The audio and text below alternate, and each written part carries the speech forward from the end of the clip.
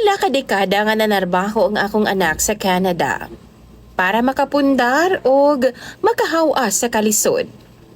Pero dihang nahayahay na, gipalayas namin niya sa iyahang papa. Maayong adlaw kanimo DJ Sam og ingon mana sa imuhang mga suking tigtanaw ning imong programa. Usapod ko sa malingaw ning ining imong mga istorya dinhi DJ Sam. Maunang naaghat sad ko sa pagpadaning akong problema karon. Tawagan na lang di ay ko ninyo sa pangalang Nanay Sylvia. 73 anyos na ko DJ Sam. Taga dinhi lang sa Mindanao. Siyam kabuok ang akong mga anak DJ Sam. Gitaguyo jud na ako na silang tanan, katimbang ang akong bana. Tinuod yun nga lisod ang among kahimtang kaniadto. Tungod kay 38 anyos pa lang ang akong bana, na stroke siya DJ Sam, ug tungod ana wa siya makapadayon pa sa iyang trabaho. Ako na lang ang gisandigan sa among pamilya. Mauna pilitan ko DJ Sam nga musugot na lang sa offer sa akong igsuon.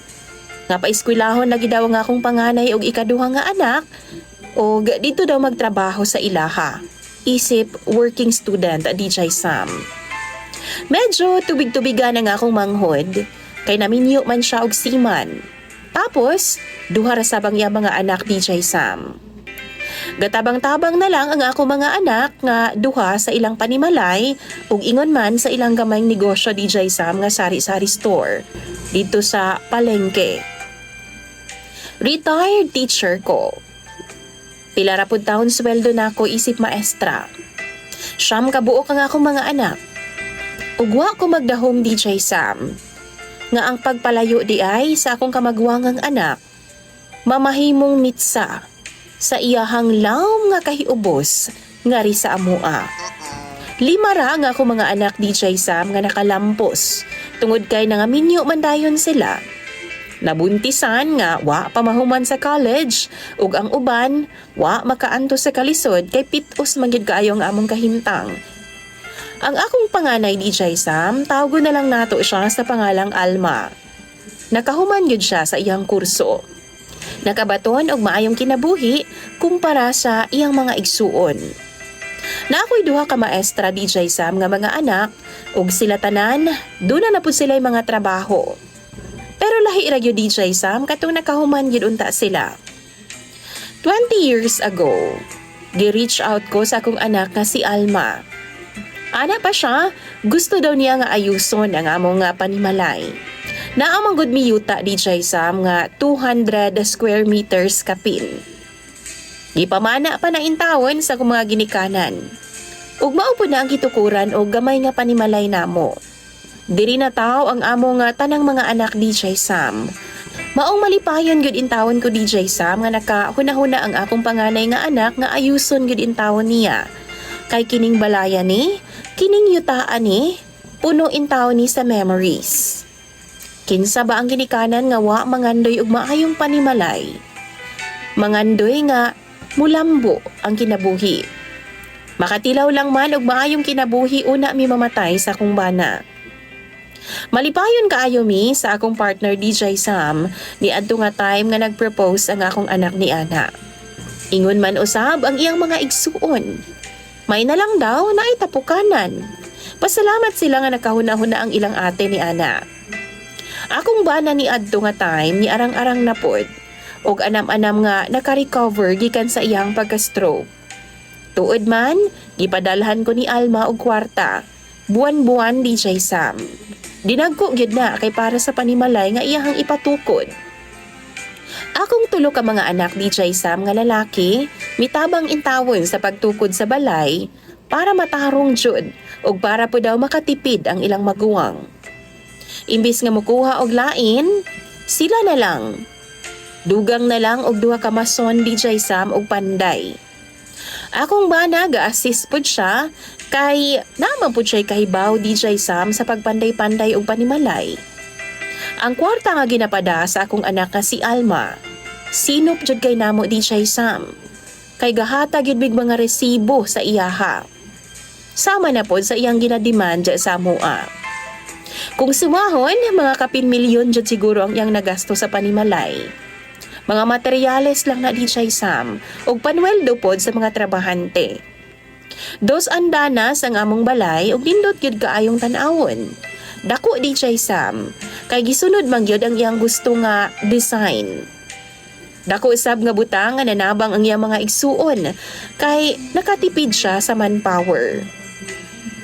Sabado ug Domingo DJ Sam, ginagugol jud na sa akong mga anak nga mga lalaki kay para mutabang sa pagpanindot sa balay. Why sweldo na ha? Kaon lang nila paniudto ang gasto sa ako ang anak nga si Alma.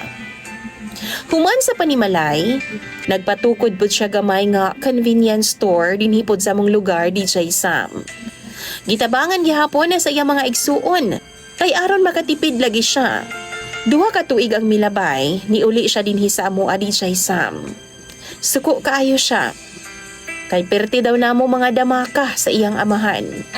Dugangan pa nga doon na pud ko'y tulo ka mga apo nga naa dinhi sa panimalay nagpuyo. Nagskwela sila DJ Sam high school ug elementary. Kay aron lagi nga makabantay-bantay pud namong duha ka mga tiguwang. Naami makauban DJ Sam. Pero suko kaayo siya. Kay di daw bahay ampunan ang iyahang balay. Wa na ko nagipaabot sa mga ginikanan aning mga bataa DJ Sam. Kay di ko gusto nga laino nila pagsabot sa iyang mga igsuon. Basin magkagulo lang sila DJ Sam. Dili ko gusto nga mahitabo na sa akong mga anak. Akong mga anak DJ Sam ang gagasto sa akong mga apo nga naa diri sa amua. Ang ilaha lang man jud nga doon nami kauban na sa ilahang papa. Pero nagyaw-yaw ang akong anak nga si Alma. Kay di daw siya gusto nga tambayan ang iyang balay sa iyang mga igsuon o kaparyantihan.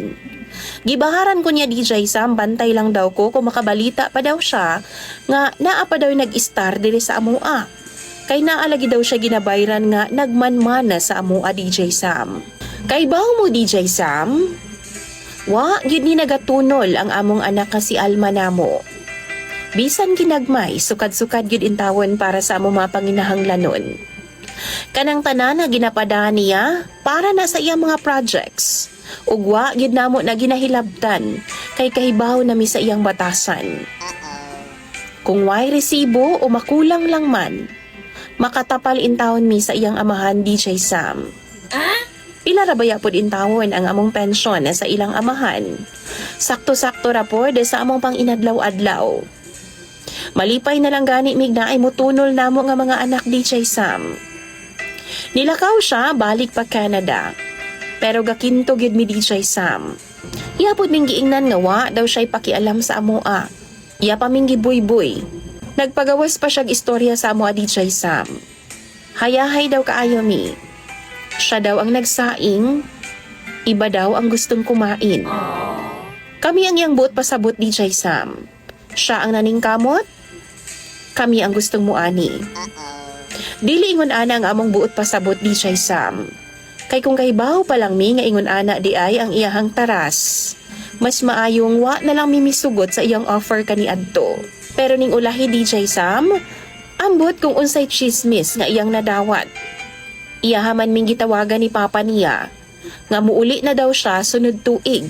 O gusto niya nga mamahawa na daw mi sa iyang panimalay DJ Sam. Kay mga hugawan lagi daw mi. Wa ko masayod kung unsay problema sa akong anak. Hugawan? Wa man mi maghinugawan. Gapang limpyo man ang akong mga apo DJ Sam matag adlaw. Gusto sab niya papahuwaon ang akong mga apo. Pero magunsa na lang mi sa iyang amahan. Tiguwang na pod mi DJ Sam. Usahay gani, dili na namo kaya ang mga lihukon. DJ Sam, papahawaon na daw mi niya apan naglibog ko. Kung asa na lang man mi. Dili pod ko gusto gubot. Anak gihapon ako siya. Pero makatarungan ba ang iyahang gusto sa amoa? DJ Sam, wa gyud ni makaabot sa iyang mga igsuon. Tungod kay mahadlok pod ko nga mo share sa akong ubang mga anak. Basin unya magkagulo lang ang among pamilya. Unsa may buhaton nako. Tambagi daw mi ninyo sa akong bana DJ Sam ug mga viewers. Imong Sander, Nanay Sylvia.